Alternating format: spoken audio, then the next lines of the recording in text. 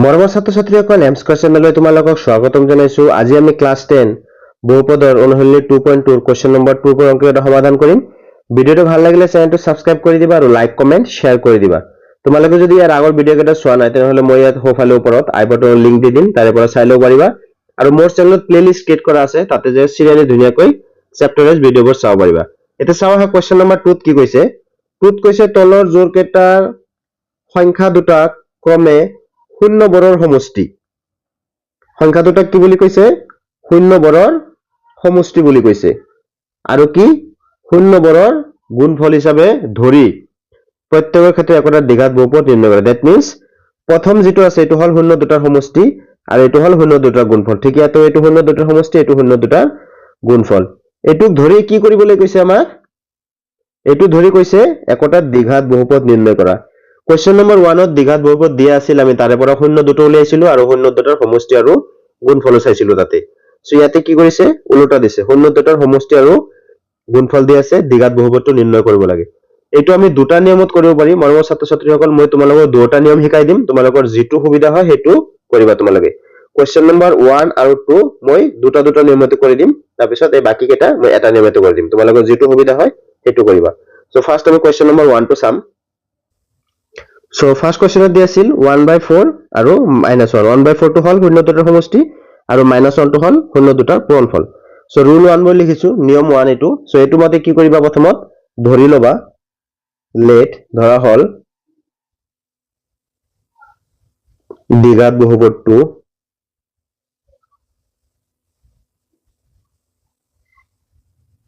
ax² plus bx plus c যত a is not equal to 0 আৰু a, b, c কি সংখ্যা হয়? বাস্তৱ সংখ্যা। এখানে আমি জানো হয় না, এটো আদৰ্শ ঠাঁচ এটো। নেক্সট আমাৰ কি দিছে? given বা অসমীয়াত লিখিলে দিয়া আছে শূন্য দুটাৰ সমষ্টি।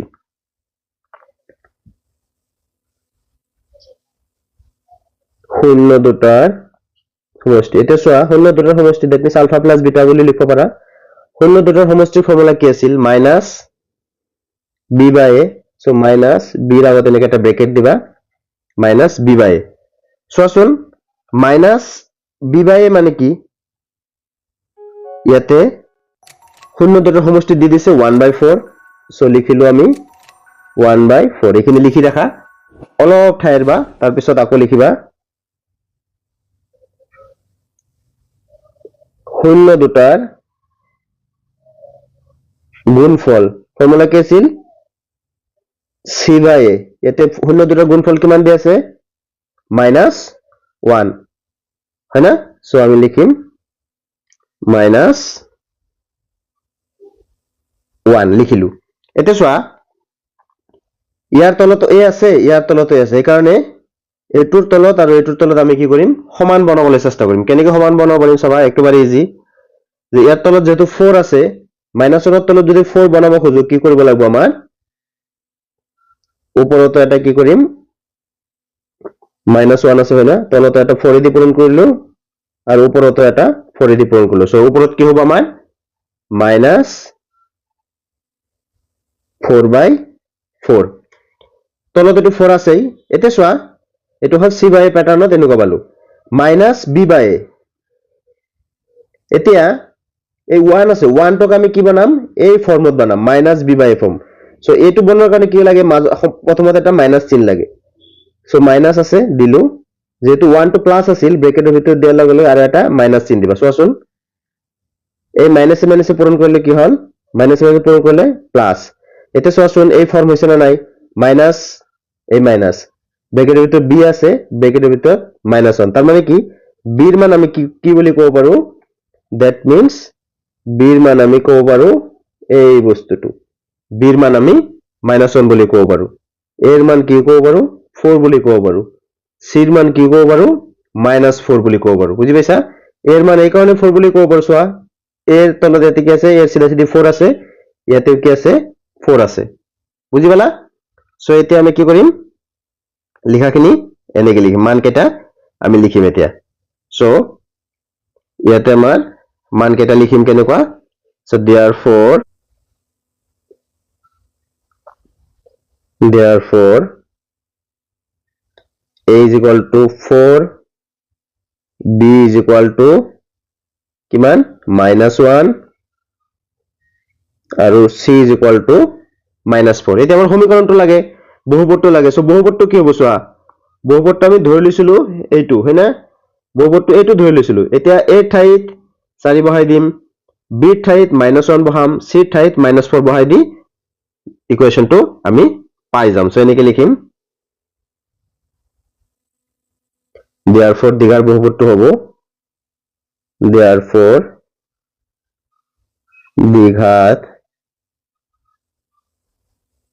বহুপদটো হ'ব তোমালোকে ax² + bx + c বুলি লিখিও ল'ব পাৰা বা ডাইৰেক্ট লিখিব পাৰা সো ডাইৰেক্ট লিখিলে কি হ'ব আমাৰ এতে চোৱাচোন এটো লগ মিলাই ax² দ্যাট মিন্স এর মান কিমান 4 4x² প্লাস bx b এর মান কি -1 * x প্লাস c এর মান কি চোৱা -4 এটা ধুনিয়াকে এটো ভাঙি লিখি দিয়া this will be what 4x² plus a minus a minus x 1 * x + x plus a minus a -4 so এটো হ'ব আমাৰ ইকুৱেশ্যন এতিয়া আমি কৈছিলো আৰু এটা নিয়মত আমি কৰিম হয়না সেকেন্ড ৰুল সো এতে আমি or বুলি দি ৰুল 2 বুলি লিখিম যিকোনো এটা নিয়ম তোমালোকে কৰি সো তাৰ কাৰণে কি কৰিম ফাৰ্স্ট আমাৰ কি দিয়া আছিল সোয়া এটো কাৰণে আমি এটা কাম কৰিম ফৰ্মুলাটা আগত লিখি দিছো এটা ফৰ্মুলা আমি ব্যৱহাৰ কৰিম সেই ফৰ্মুলাটো মনত ৰাখিবা k * x² minus alpha plus beta into x plus alpha পূৰণ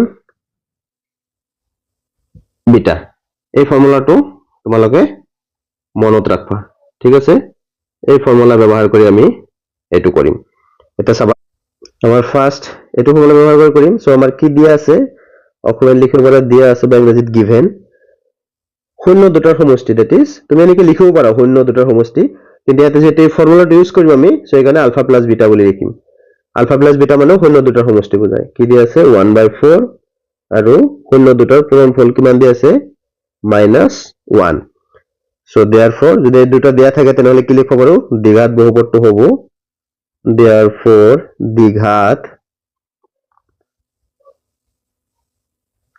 বহুপদটো হ'ব এইটো ফৰ্মুলা ব্যৱহাৰ কৰিম আমি বুজি পাইছা কি আছে এটা একবার লিখি লবা k * x² minus alpha plus beta into x plus alpha পূৰণ beta এটা মান কেটা বহাই দিবা k থাকিল এটা x² থাকিব এটা সোয়া alpha plus beta মান কিমান আছে 1/4 আৰু alpha beta মান কিমান আছে -1 এখিনি বহাই দিম এতিয়া so minus alpha plus beta মানে কিমান 1/4x plus alpha beta মানে কিমান -1 next line লিখা k this is x² x into 1 মানে উপৰত x তলত 4 plus minus a -1 এতে কি কৰিবা তুমি এতিয়া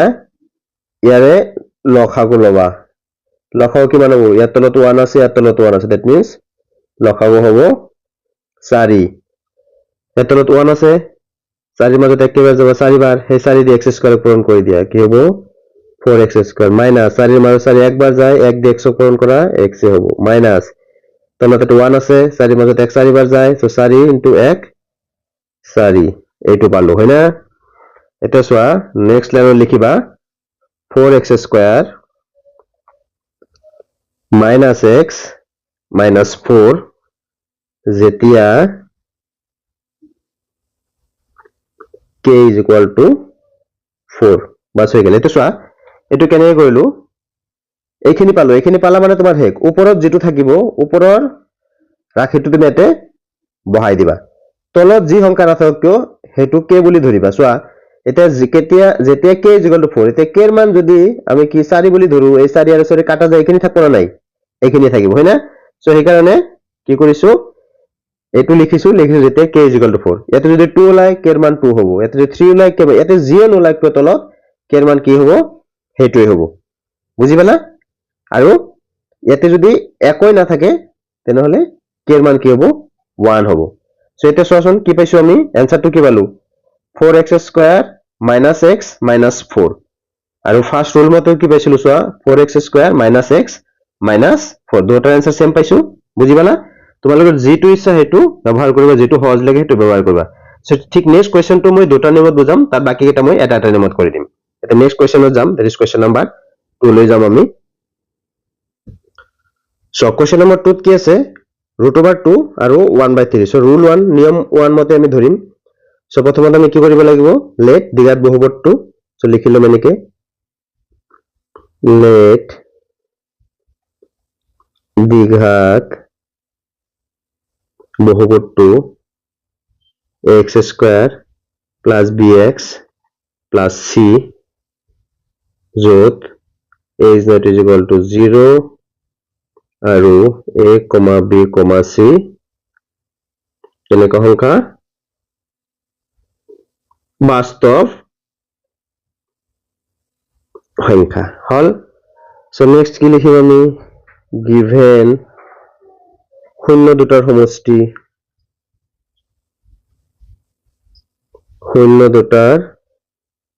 সমষ্টি কি কেনেকৈ লিখিব হৈছে -b টু ব্ৰেকেটত -b/a শূন্য দুটাৰ সমষ্টি কিমান দি আছে √2 এখিনি থাকক এনেকৈ তাৰ পিছত নেক্সট লিখিবা শূন্য দুটাৰ কি ফল গুণফল কিমান দি আছে গুণফল হল আমাৰ c/a = কিমান দি আছে 1/3 এটা চোৱা তলত কি আছে আমাৰ তলত a আছে a হয় না সেই কাৰণে ইয়াৰ তলতো হৰত কি সেম কৰিব লাগিব ইয়াত √2 আছে দ্যাট মিন্স হৰত তলত এটা 1 আছে ইয়াতে আছে 3 দুটাত আমি কি বনাম 3 বনাম সো ইয়াক যদি প্ৰথমত আমি 3 বনাব খুজো আমি কি কৰিব লাগিব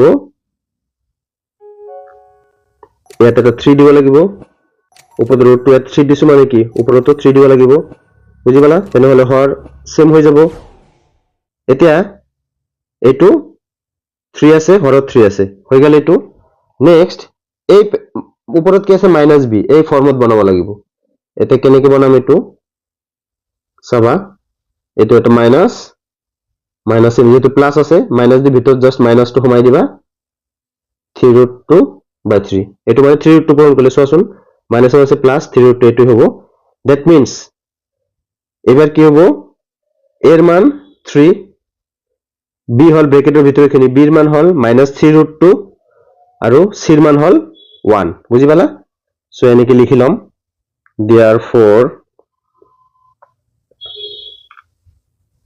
a is equal to 3 b is equal to -3√2 আৰু c is equal to 1 so therefore দ্বিঘাত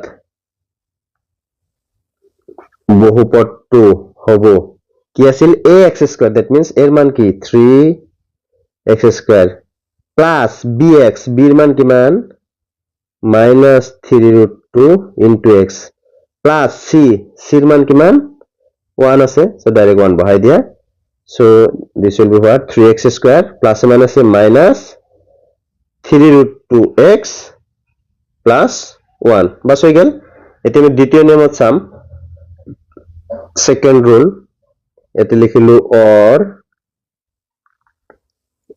rule 2 so rule 2 হিসাবত কি হ'ব কি দিয়া আছে given alpha plus bt সমষ্টি কিমান দিয়া আছে √2 and alpha beta কিমান দিয়া আছে 1/3 so therefore দ্বিঘাত সমীকৰণটো হ'ব ফৰ্মুলাত বহাই দিয়া equal to k into কি আছিল x square minus alpha plus beta into x plus alpha পূৰণ beta তুমি এটা কাম কৰিব পাৰা ইয়াতে লিখি দিব পাৰা যত k হল ধ্ৰুবক আগতটো লিখি দিবা ঠিক আছে যত k হল ধ্ৰুবক constant so is equal to k এনেকৈ থাকক x square alpha plus beta মানে কি সোয়া √2 so minus √2x plus alpha beta মানে কি alpha beta মানে alpha পূরণ beta মানে 1/3 এতে সোয়া এগোটেগেটা লসাগু যদি লোৱা লসাগু কিমান হ'ব 3 আগৰ নিচিনা এটো 1 আছে 3 মাজত একবাৰ যাব সো 3 দি পূৰণ 3x square ইয়াৰ তলতে 1 আছে 3 মাজত একবাৰ যাব লসাগু ললে হয়নে সো এটো কি হ'ব 3 দি পূৰণ 3√2x plus 3 মাজত 3 একবাৰ যাব একে দি একক পূৰণ সো এইটো সো নেক্সট লাইন কি হ'ব কি বুলি কৈছো যদি এনেকুৱা থাকে ওপৰটো লিখি দিবা যেটো ওলাই 3x square minus 3√2x plus 1 जो যেতিয়া কি k এর মান কি হয় 3 হয় না k এর মান 3 হলে এখানে কাটাকাটি যায় এখানে থাকিব যেতিয়া k is equal to 3 বুঝিবলা সসম কি ওলাইছে আমার 3x square minus 3√2x plus 1 এটু সোয়া সেম হইছে না নাই 3x square minus 3√2x plus 1 এতে বাকি কেটা মই এটা নিয়মতে করে যাম ঠিক আছে এটা next question that is question number 3 লে যাম আমি সো 3 কি আছে 0, √5 সো লিখিলাম এনেকে আমার গিভেন সমষ্টি কি আছে শূন্য দুটার সমষ্টি 0 and শূন্য দুটার গুণফল that is alpha পূরণ beta is equal to √5 therefore দ্বিঘাত বহুপদটো মোৰ হিচাপত এটোৱে সহজ হ'ব এটা তোমালোকৰ যেটো সহজ লাগে কৰিবা আৰু k x square minus alpha plus beta into x plus alpha পূরণ beta যত k এটা কি ধ্রুবক সো এতে মান কেটা আমি বহাই দিম x square alpha plus beta মানে কি 0 so minus 0 into x plus alpha beta মানে √5 so এটো কিমান হ'ব k this is x square এটো 0 হৈ যাব না লাগে plus কি √5 তেনেহলে বহুপদটো কি হ'ব only এখানে x square plus √5 আৰু মই কি কৈছিলো যদি তলতে কোন না থাকে তেনেহলে k এর মান কি লবা 1 লবা that means 1 এ এটো কিনি পূরণ কৰিলে এখানে এটোই পাম সো এনেকে লিখিম যেতিয়া কি k is equal to 1 so এটোই হল আমাৰ বহুপদ so next question that is question number 4 কৰিম আমি এতিয়া so question number 4 ত কি দি আছে 1 আৰু 1 দুটাই 1 so that means given alpha plus beta is equal to 1 আৰু alpha beta পূৰণ কৰিলো 1 so therefore দ্বিঘাত বহুপদটো হল বা হ'ব